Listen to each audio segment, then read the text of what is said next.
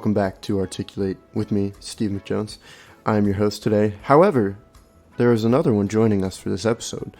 The host of Minds Wide Open, Joey Becker. He's another podcaster that we decided to collab a little bit and do like a little part 1, part 2 thing.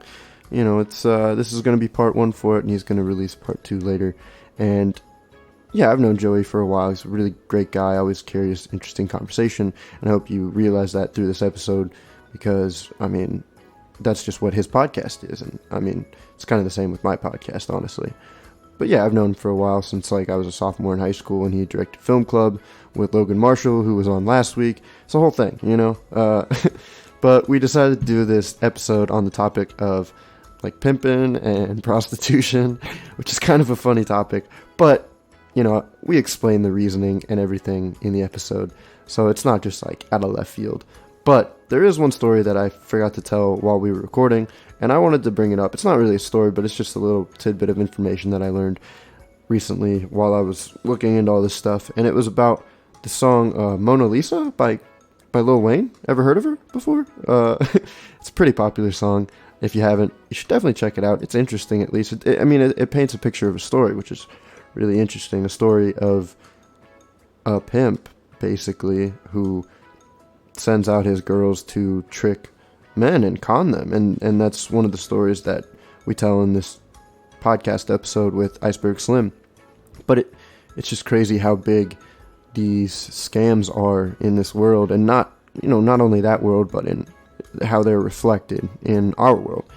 And anyways, I thought that was interesting and relevant, and also it's called Mona Lisa.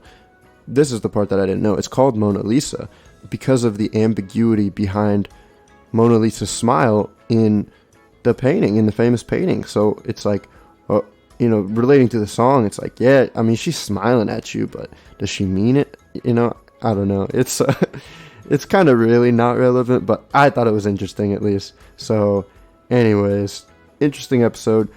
Watch out for part 2 coming out on Minds Wide Open, and I hope you enjoy it. We're in. We're go. All right. So how do we start this? Well, you chose the topics that you. Well. So let's see how. So I typically start just by saying, "Hey, what's up, Joey Becker?" And then and then we just start from there. Okay. How do you usually start? I usually do a terrible job starting because I don't. Oh shit, we're peaking bad. Usually, this is how they start. Me stumbling and... You stumbling and bumbling? And forgetting to introduce the person.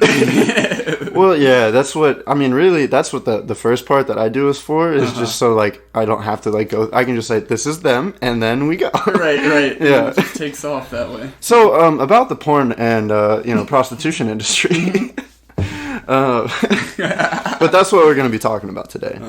Because recently I started the show called The Deuce. Right? Have you, do you know anything about it? I've seen a bunch of the trailers, and I'm a big Franco fan, so I knew he was going to be in it. I knew he was going to be... Is he in it a lot? Joey,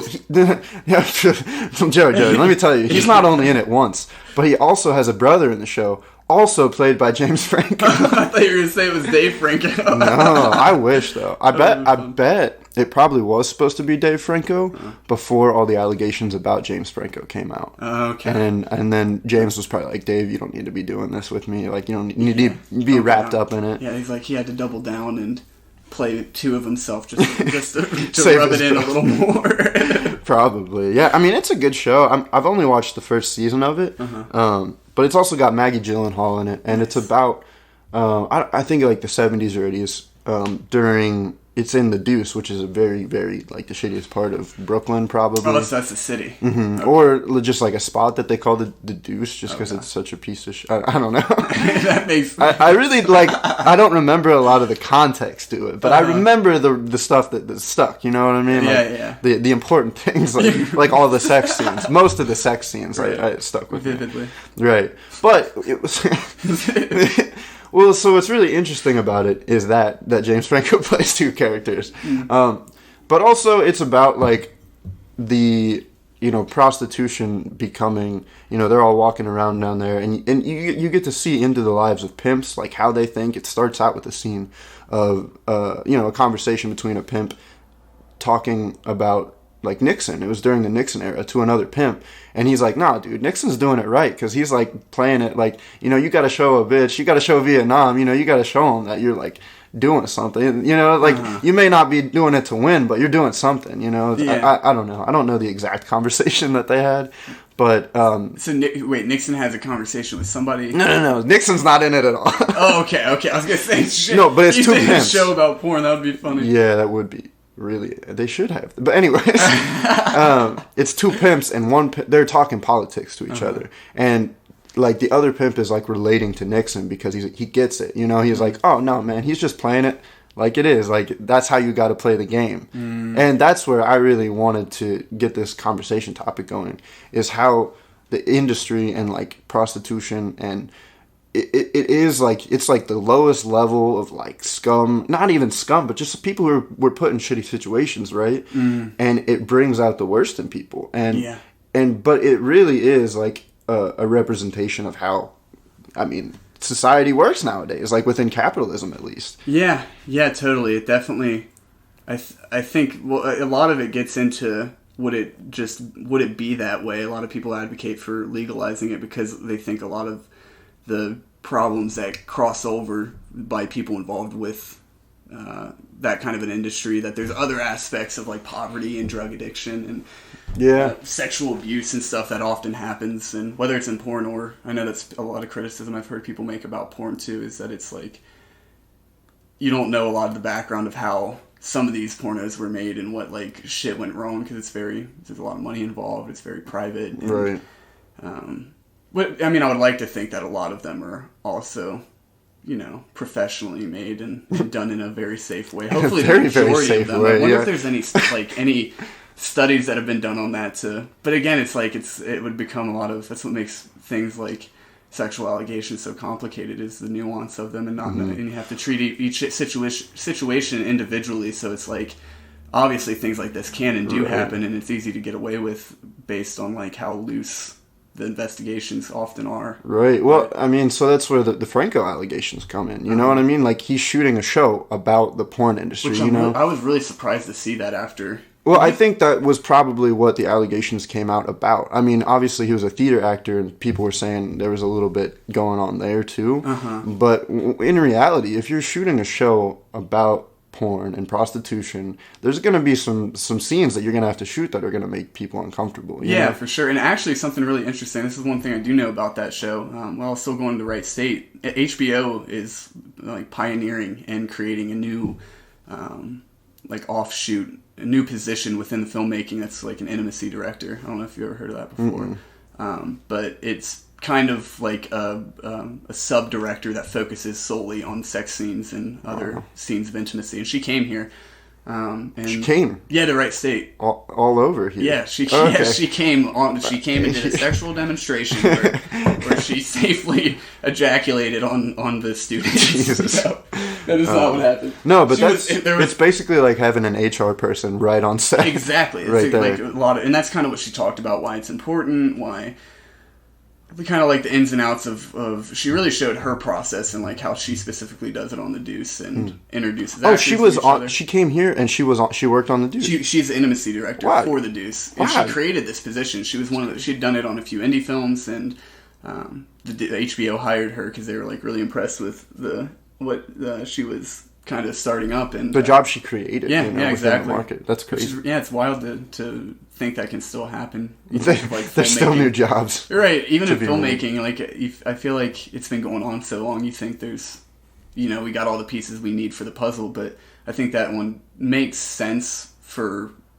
the biggest flaw maybe in Hollywood, where you hear shit about like Marlon Brando and that, I can't remember what movie that is, but him and the director.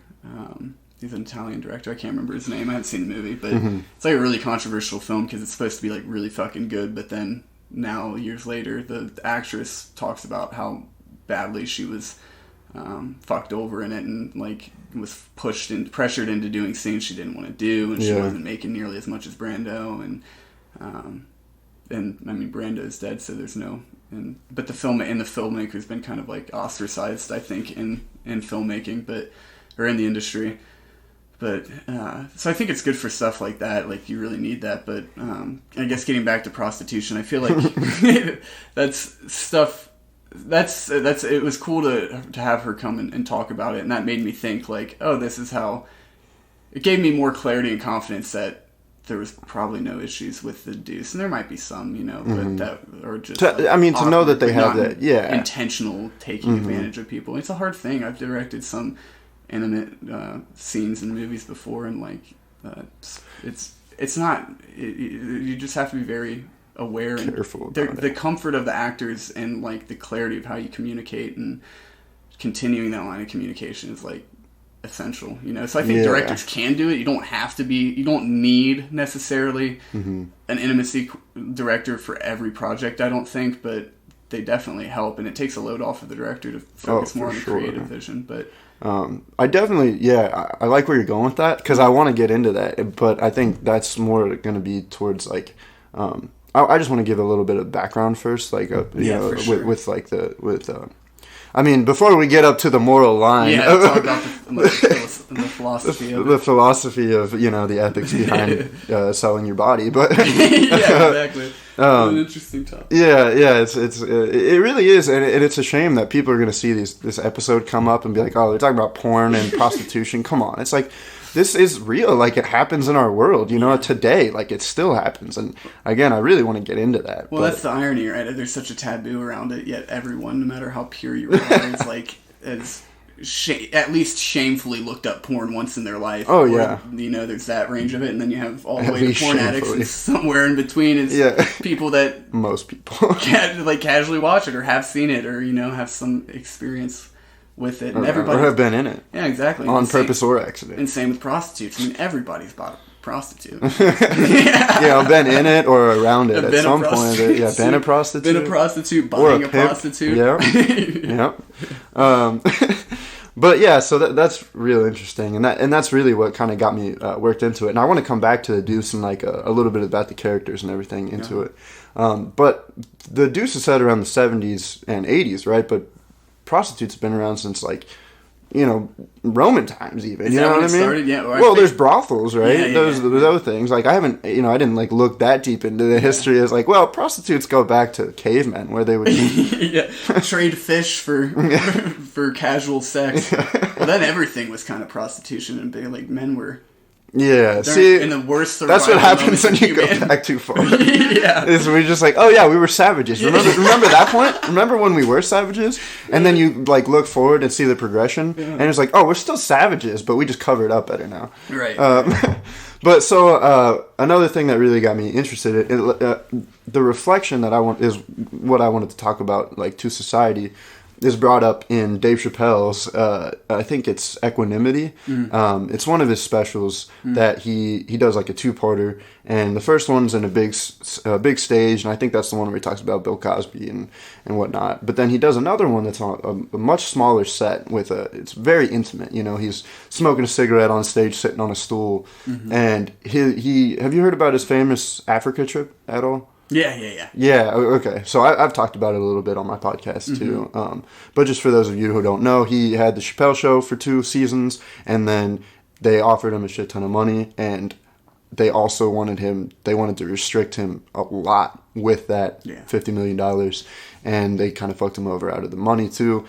And so, you know, he wanted to leave. He was like, no, I don't want to take this offer. You're fucking me over. Yeah. And they were like, well, if you do that, we're going to make you seem like a crackhead in the industry. Yeah. We're going to make everybody, like, we're going to make the media just post all about that. And so he went to Africa, where he's like, I don't want to deal with that. Yeah. I don't want to have to deal with that at all. That's so fucking brutal, dude. Like, that's insane to make something up like that of that magnitude. It just sounds so ridiculous. I can't even believe it happened. But I mean, and that's what we know, you know what I mean? That's just what we know. Like, that shit probably happens all the time, you know? So this is the story he told. So it was about, he was relating this story about, so there's this book about Iceberg, or I think Iceberg Slim is his name, who's a pimp in, during, you know, the Depression era and coming up during the war and whatnot.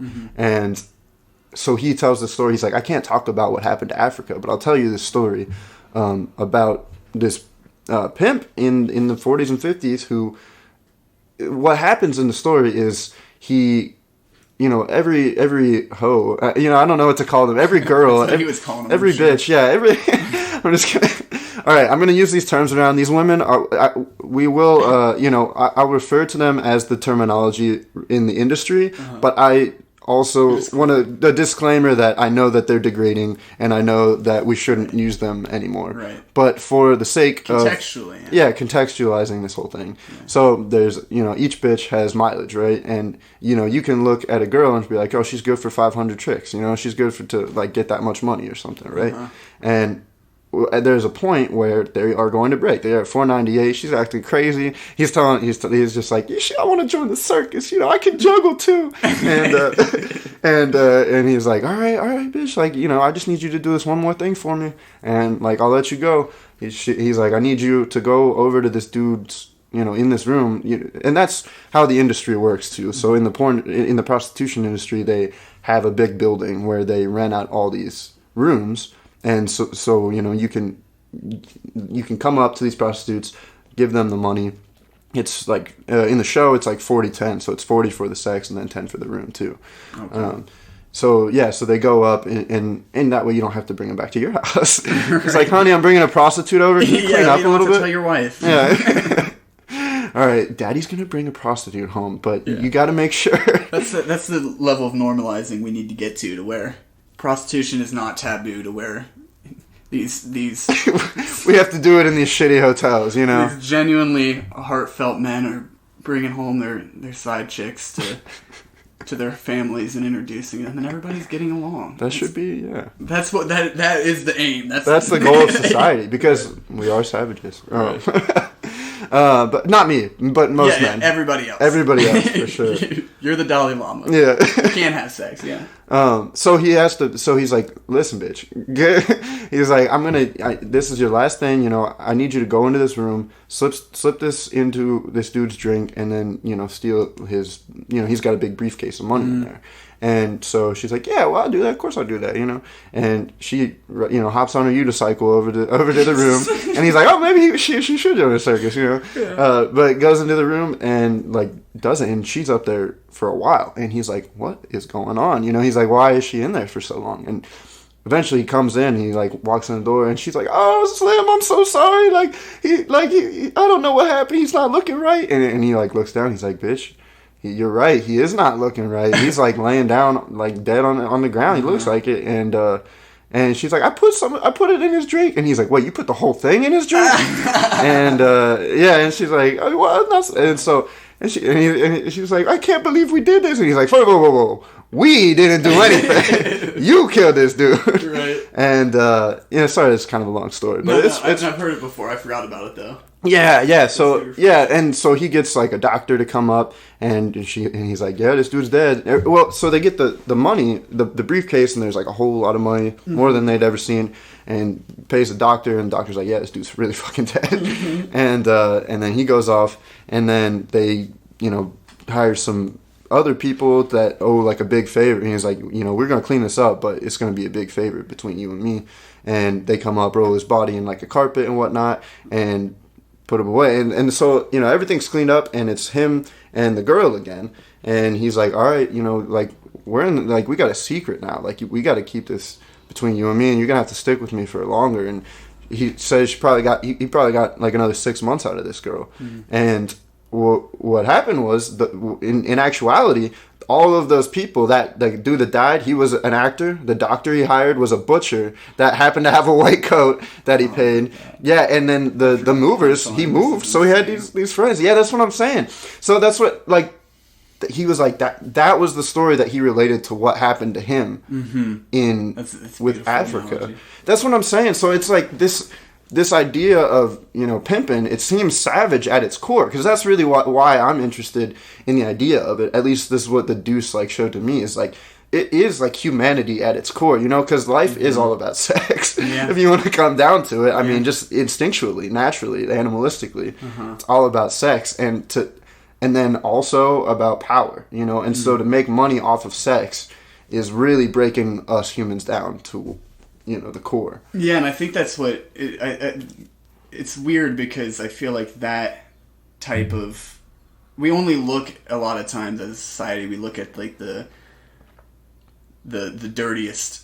What's what people call the underbelly or whatever. The underbelly. Yeah, they look at the underbelly and they're like, this is the most gross part of society, and it's when it's like fucking inappropriate sex with poverty and power and still abusing it. But so much of what makes prostitution wrong and what you described there, it has nothing to do with really the sex. And as far as the abuse of power goes, it's about the head honcho manipulating people to like do what they want and stay around and not be able to break through and like have the integrity of like they have to sell their soul in a lot of ways.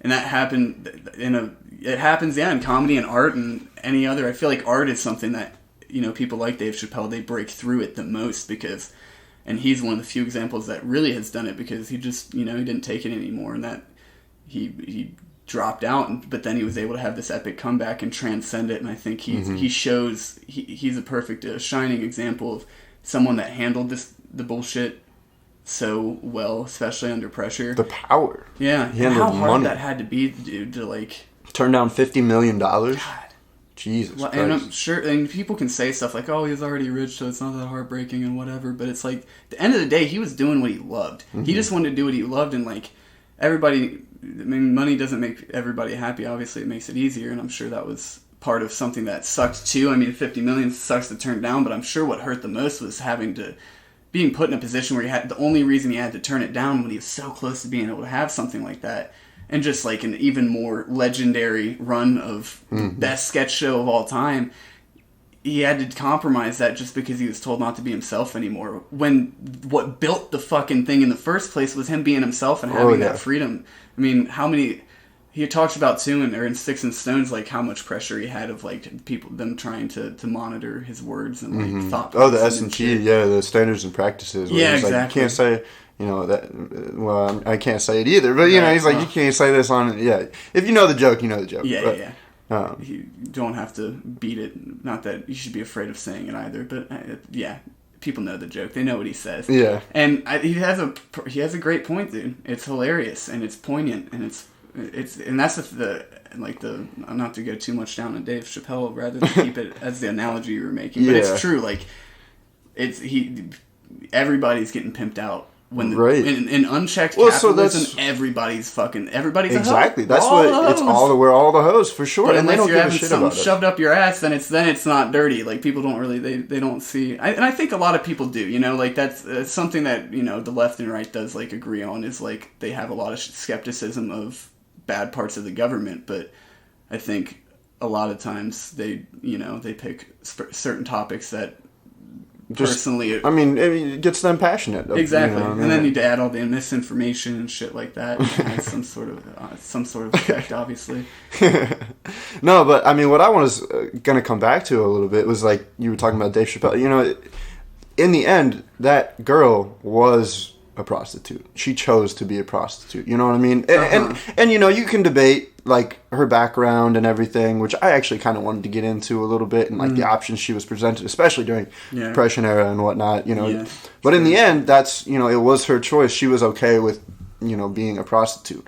What she wasn't okay with was going past 500 chicks. You know what I mean? Like she knew she was coming up on that breaking period. They both knew it, and that's where that line comes in. That's where that power, that upper power comes in. That money. Because they have that money, because they're the ones controlling it, and just forcing somebody into doing something way more than they, just doing some bad shit. Yeah. And that makes a person crazy. But so I thought it is something I wanted to like get into a little bit, because it was like where the idea of being a prostitute, I think the general public looks down on the idea. We've kind of covered this. Like, general public's idea of being a pimp or a prostitute is like, ew, what the, why? Like, that's disgusting. Why would anybody ever want to do that? That's so sad. It's, it's, you're in a life of poverty. Like, that's gross. Like, what do you want to do? Right. But also, these people are fucked up from the beginning. Like, Iceberg Slim, when he was a kid, his dad left him. But before he left him, he didn't want the kid. He threw him at the wall. And threw him at a wall while he was a baby. That'll rattle you. Yeah, a little bit. And And then from there, so that's already kind of fucked up. Doesn't have a dad, and living with a single mom who's already, she goes off with, a pimp, another type of pimp or whatever. But when he's 3 years old, he also got molested by a nanny. And he was 3 years old consistently. And that's where the idea first comes in for him as sex being like a, like a transactional type of thing, right? So it's just like, at some point, it's like, is it really like that was the life they were presented? You know? Yeah. I don't see it any differently than, and I think oftentimes it is, and that's what makes these things complicated, is there's so many different facets of, different systems intertwined, whether it's prostitution or poverty or drug addiction or issues with, females facing different forms of oppression and, men and the patriarchy being on top of that. It's whatever you get into. But if you can empathize at all, which in my mind you should have lots of compassion for people who, only have so many options, especially when you grow up in it. I mean, when it's of this magnitude, you can't just point at the people and blame it all on them. But I do think some accountability, like you're saying, is vital, because they do have some people do get out. You have the Kevin Harts and the Joe Rogans and the even Childish Gambino was from Atlanta. It's not just comedians that are in poor communities, and that's not the only option. That's a common denominator between us. We both like comedy. And a lot of white and black people get out of tough situations with comedy. Sure. Whereas black people more though, for sure. Yeah, for sure. Unfortunately, the black people, as they talk about, it's rap and basketball. A lot of times your options that are drugs. Yeah, or pimping. And obviously, it's there's plenty of examples of isolated incidents where other black people have overcome that and not and have done other things, but I think what people are really getting at is forget about the paradigm we're living in of the class divide. Just look at the impoverished people specifically. If we're both on the page of we want to solve issues that exist in those communities, prostitution's no different, because it's a cyclical thing. Oftentimes, like you said, Slim went through very similar things himself that he later regurgitated back into the world to make it a worse place.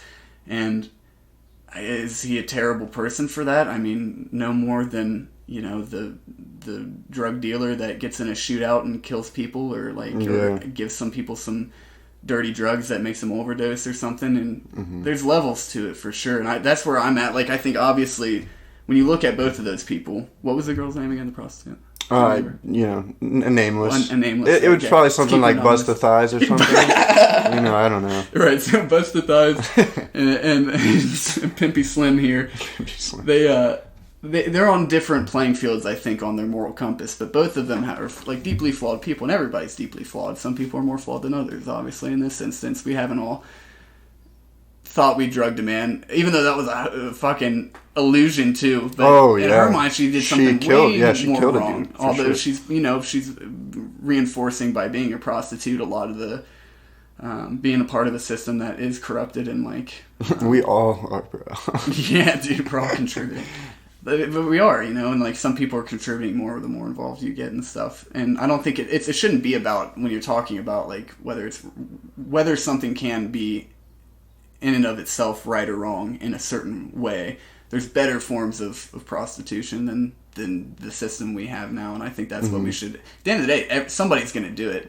Even if I think a lot of people do it as a last resort at this point too. But I think even if you did legalize it, there'd be plenty of women that still wanted to do that. There's plenty of women that want to do porn. It's legalized in Australia. Yeah, and it's very controlled over there. It's very clean. All of them get tested. Yeah. It's, they have cleaner rooms. You can bring them back to your house and introduce them to your family if you want. Yeah, they won't even notice. They'll think they're all clean cut and well kept. And you wouldn't even know. It's just a business deal. It's easier. Yeah, it's just a transaction at that point. Oh god. That's better for everybody. Anybody that wants to have sex with a prostitute. Nobody wants to fuck somebody that's a prostitute and wearing rags and got scabs from drugs. And fucking, sometimes maybe some people do, and maybe that's what I'm saying is you don't know. I personally wouldn't buy a prostitute to begin with, but second of all, I would feel bad paying less than there's people who would be like, it's like, you know, some people are like, yeah, $20, I'll do whatever you want. It's like, Jesus Christ, $20? Right. I wouldn't, you know, for $20, I'd maybe like, I don't know. I don't want to get into that conversation. What would you do for $20? For $20? How many prostitutes have you got, Steve? Dude, listen, $50. $50. Okay. $50. It's really generous of you. Yeah. That's at least $50. We need more consumers like you that aren't so concerned about the money, but the quality of the experience. It shouldn't be about the money. Yeah, and the ambiance. It's really about the ambiance, okay, really. Yeah. You're a romantic. I am. And, you know, if we need pimps like you, too, honestly. That's what I'm saying. We need heartless pimps out there, man. I wanted to bring this up because maybe I should be a pimp, you know? I'm out of college. I got a degree. Why not? You know, why not join it? Yeah, dude, you're beefing up. You've got the shaved head now, the earrings. Like, you've got the suave of you just need a fur coat now. And that'll come. Like, and that'll come, you gotta exactly. Earn that, you got to earn it for sure. I got to spend some time in the clinker, you know. Oh my god. Wait, I already have. Check. I got that one. Let's see. What else do I need to become to become a pimp? But yeah, so you know, I don't know. This idea of these people selling their body. The thing is, they're selling their body and their life to this thing that they think is. Like, they know that they're being looked down upon, but they think it's their only option, and so for them, it's the only moral decision they really have to make, is like, okay, I gotta keep doing this, you know? Yeah. But to relate that to, you know, there's this, I mean, back to Dave Chappelle even, there's this barrier of where you become, you know, like, all the people who are making more than $50 million, you know, or like, if you know, you can earn probably, 6 figures and still be looked down upon, you know? Well, 6 figures $1 million, right? I think that would be like 100,000, isn't it? 6 100,000, yeah, you're right.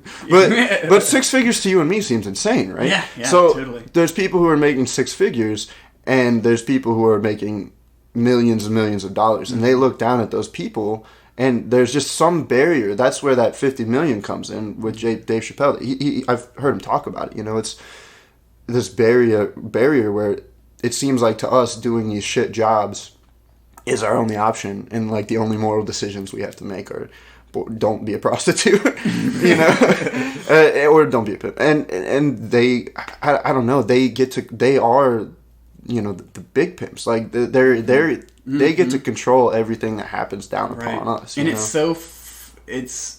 such a vast separation between like the classes. And I was listening to a podcast recently where they're about meritocracy. It was on Sam Harris's Making Sense podcast, and he was kind of focusing on that the super rich compared to the rich, like that 50 millionaire. If Chappelle did get that 50 million, they're still serving a pimp.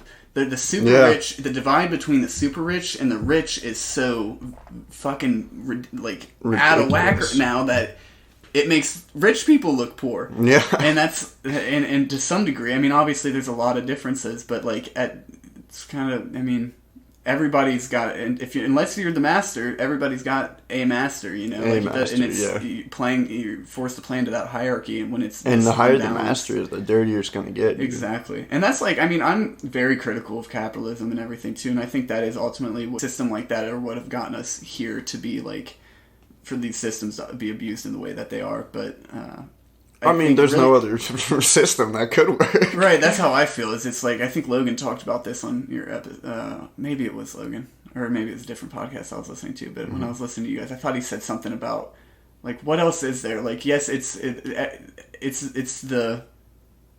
the best worst idea we have, or something like that, as far as systems go, for economic systems go. That was Logan on mine. Yeah, that's funny. And I can't even remember where I first heard that. I know somebody else said that too. Somebody with a bigger brain than both of us.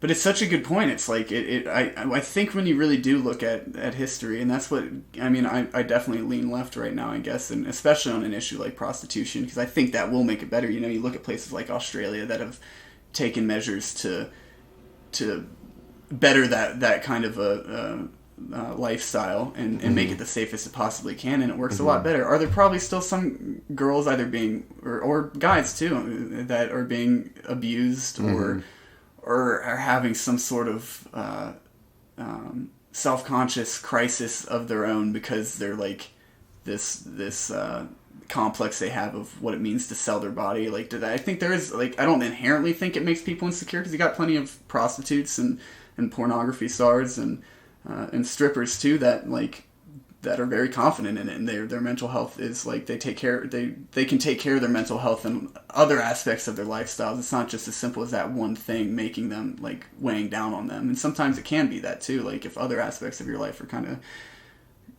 collapsing in on you, I would think your way of life at that point is gonna be, especially with the way it works now, it's way too hard for someone who wants to be confident and thinks they're confident within that, like, sex work to stay that way, because they've got all the masters and all the issues that face it weighing down on them. They're fucking dodging bullets, like, I'm doing this the right way, I'm doing this the best way I can, and like I'm proving that it doesn't have to inherently be a bad thing. And there's nothing inherently bad about, having consensually putting your dick inside something, or taking something into something. Yeah. But the other side. But when you start throwing all these other things at it, and you have all these other, like the power, the money, and the money, and like all of those things, these things that are innate flaws to humans, when unchecked, like, it's gonna compromise any good thing that can come out of it, or any safety out of it, and predominantly, at least, there's gonna be the strippers that have some sort of privilege that allows them to shoot for the stars and be the best confident fucking stripper they can. Yeah. But it's too hard, and it's too unsafe, and yeah, I mean, there's always going to be people trying to, like, first of all, there's going to be the people, like, strippers they can make like $200,000 a year if they're in nice places, like, that's where they want to get. Too. Yeah, even more, exactly. And but there's always going to be somebody who, like, I was at work the other day, and apparently there was somebody that came up to the bar talking to the bartender, and it was just like, yeah, but you're a bartender. Like, you're, like, she's probably like 30 something, I don't know, maybe younger. But, later 25 and older, I don't know. But at that point, it's like, you're kind of, after 25, I feel like you definitely have to think about the future a lot more, and, like, setting up, a job that you're going to be working at for a while. And she's a bartender at that point. It's like, it's an industry. You're allowed to do that. You know what I mean? Mm-hmm. And that's, again, so where I come from is, she's good. First of all, bartending is great money. You know what I mean? Like, especially if you're good at it in a fancy place, and it can be really good money. But there's always going to be somebody to come up and be like, you're a fucking bartender. You know what I mean? Like, you're a fucking stripper. You're a piece of, like, trash. You served me kind of thing. And that type of thinking, I think, is whether, no matter, like you're saying, it extends from prostitution to bartending, to being a grocery worker, to being, and it goes up. I think that it's kind of, when there's this much inequality, the hierarchy is, like, impossible to do at its best. And there's nothing, again, inherently wrong with the hierarchy either. I think there's something natural to that too. But the inequality, but the gap is what really matters. I just feel like I like to think there's not as many people like that. There's probably more people that look down on prostitutes and would tell you, like, they leave good tips for bartenders, and are like, this is honest work, Yeah. And I think there's more people like that, but it really is that mentality that you're hitting on that I think is what we have to. We've got to correct in human nature. Like, it's something we don't need anymore. Maybe it's something that made sense to be that competitive when we were all fucking chasing animals. Yes, when we were more savage. But if the goal is to become more dirty. Yeah, to be less savage, to be more perfect. Mm-hmm. And there's things of our savage nature that were, like, good too, I guess. There's, like, we still had love. We still had...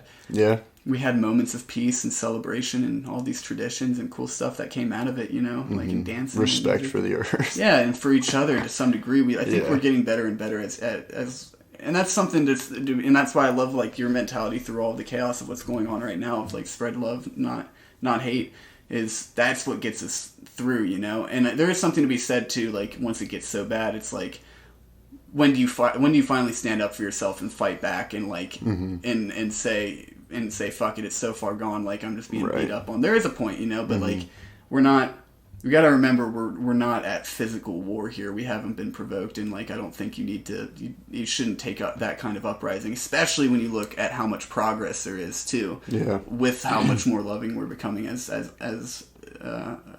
people, as a human race, that it's worth like preserving that and just, pushing along and more killing them with love. Yeah, but at what point does the prostitute got to be like, yo, fuck this pimp? You know what I mean? I would say at that point, definitely, she needs to, and that's what I'm saying though. Like all these, what if coronavirus and these protests are that facade? What if they are that trick? You know what I mean? That cheap con to like make us do something that we don't even realize that we're doing to keep us working, and so like personally I get where you're coming from. Obviously I love spreading love. Like I would love to love the idea that love is powerful enough to overcome every big problem or injustice or whatever. But I'm also not black, you know what I mean? Yeah, exactly. I'm not black. I was raised in a middle class family, and these people are pissed off. Like, I mean, Dave Chappelle released 846, which is a 30-minute special on YouTube. You should definitely check it out. Yeah, I watched it a couple times. Yeah, a couple of times. You got to, because it's so good. Dude, yeah. I can sit by my phone just waiting for more Chappelle content. Right, yeah. But I wish he had just social media. Could you imagine? I mean, I'm glad he doesn't. Yeah, out of the integrity aspect of it. But I hope I reach a point. I'll be right back. I'm sorry to interrupt you. My laptop's about to die. Oh, okay. Cut this part out. I hope. Well, I'm going to keep talking. I hope I reach a point at some point in my life where I get to delete, all my social medias. Like I'm having the ideas of, trying to, I have to like consider my brand a little bit more and like organize my Instagram and do all this shit. What it comes down to, I would like to not have to pimp myself out just to get more listeners and whatnot, but that's where I'm at in my life right now. That's where I'm at in the game. There's a point in the game where you get to quit, There's a point in the game where it's like, all right, my brand kind of speaks for itself now. Dave Chappelle doesn't have to have social media or anything, right? Right. But what it comes back to in 846, he says right now, the streets are talking for themselves. You know what I mean? Like they are like, that's what I'm saying. I was not born in the streets, but if I was, and I am at this point in history, it's like, I don't know if Malcolm X was right. I don't know if Martin was right. You know what I mean? That's that too. And they work together on things, It's the yin and yang. Yeah, and I don't want to say that Malcolm X, there is reason for that, and that's like one thing that's taught me this. And even Martin Luther King, although he didn't think it was the best practice, his speeches, he doesn't condemn it. Mm-hmm. He says he shouldn't do it, obviously. Exactly. And I do agree with that. Like, I think it does, you take away your resources when you destroy them, but you also take away, you are the resource to the system as well. And the way a lot of governments work right now is that they do the bare minimum to keep people like just trucking along and just like accepting it. They keep them comfortable enough, the majority of them comfortable enough to keep people from turning against them. And the people that are making $100,000, they identify more with the rich, with the elite. They want to. Everybody wants to identify with the people above them. Right, which I kind of like, I think prostitutes are like, yeah, I'm in the porn industry, but no, you're in the prostitute industry. Yeah. I'm a filmmaker. Yeah. I'm an artiste. Yeah, exactly. And people in the porn, I'm an artiste. Which that's an interesting, we can get into that a little bit too. Yeah, definitely. Porn is art. So did you finish your thought? What was I? Do you remember? It was, the people making $100,000 are going to want to relate to the I just like they think that they relate more to the elite than they do the homeless person or the impoverished person. But you were one shitty situation away. If the economy's going under, you're gonna lose your job too. Yeah, and then you're gonna be living. You're not gonna be able to keep up with your standard of living anymore. That's part of it too. Is like the more money you make, the more standard. You live. Yeah, your standard goes up, and that's good. That's normal. But you have to keep that in mind too, and that should be humbling to realize. Like, if you're at a point where you could worry about money because of one situation, then like you're way more like the impoverished person in the homeless person you are fucking Jeff Bezos. But it's a lot of, it's like an image thing, and it's hard not to get one when you have money. And I find myself doing it. I'm like fucking foaming at the mouth just to get this unemployment money. Oh yeah. And I realize how like absurd that is. A lot of times I have like very little money, and I'm just like, oh fuck it, I like it. It's like I'm having a great life. I still enjoy myself. But as soon as an opportunity comes up to where it's like you could get this, get more. Yeah, I'm like, it's hard not to think about. And then it stresses me out more. And that's like, so people, a lot of the mo money, mo problems mentality is partially true. But it would make me, a lot of it though is just realizing my position and realizing how much more comfortable it would be if I did have some extra money, you know. And like, especially as you grow older, you got more bills, you got more responsibilities, even if you don't have a family. Like, you gotta start paying off student loans soon. I'm gonna have to get on my own health care. I'm gonna have to do all of these things. You know? And that's like, it's just that there's so much money involved where it doesn't have to be that desperate. They could still live the same. The richest of the rich could live essentially the same exact lifestyle that they're living if they just didn't hoard as much wealth as they have. And then using that wealth from that 1% could literally provide for the desperate situations that people are stuck in, you know, like just having a basic living and not having to worry about that. Like, how much better the world would be in every industry if we could achieve that. And I think a lot of rich people want to achieve that too, because it's like the whole idea of, you want to see more winners, right? You want to see more people achieving things, and everybody's got a different idea of what they want to do, but it's like equality of opportunity, and I don't think there's a lot of that. So I'm still in some middle ground, but I don't think, looking at how much progress there is, I don't, to me, think there's, even as I become more, I mean, obviously I'm not, like you said, we're not black, so we really, at the end of the day, I do agree, don't get to say how they handle the situation, because progress does come sometimes from, Malcolm X did make a lot of progress. Did he get the Civil Rights Act passed like Martin Luther King did? No, and that was probably the most progress ever made for the black community in history. But, so that's why I still lean to think that, from what I know at least, that Martin Luther King was more influential. But then you have things like the Stonewall incident with Marsha P. something, I can't remember her last name, but she was like a trans advocate, and they rioted for 5 days and finally passed some bill.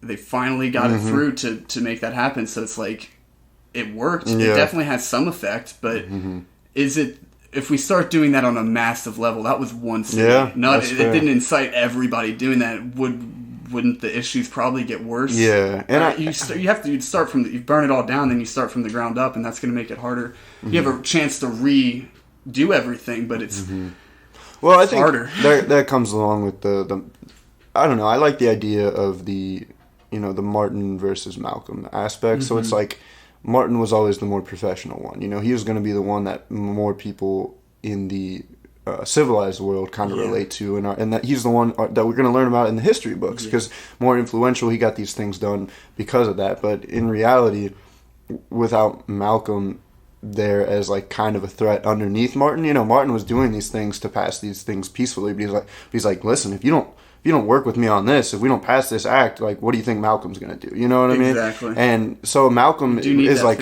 Malcolm is like that, it's the underbelly. It's really kind of what we're talking about in the end. It's like that there is a world that we are savage human beings. We're flaws. There's hate in the world. It's a yin and yang thing. Like, hate exists, fear exists, but it's how you use that. And so like, for Martin to be like, look at that fear, look at that hate, it's, you want to side with love, but love isn't always, Yeah, they say you can't fight fire with fire, but you still have to assess how big the fire is and how fast it's spreading, and like. So hey, I wish there was a solid like cutoff halfway point to do here. I honestly did try to pick the best one I could. This was a little bridge from the conversation about coronavirus and the protests and everything to a little bit of the next topic, which you'll have to, if you want to hear the rest of this fire burning on the dance floor analogy by Joey Becker, this amazing analogy, then, check out the next episode. Check out part 2, coming out on Minds Wide Open. Appreciate you listening. Hit Joey with a follow on Instagram. Hit him with love. Hit him with all your thoughts. Don't hit me, because I don't like being hit. Anyways, thanks for listening. Appreciate it. Look out for part 2. Thank you. Amen. Okay, bye.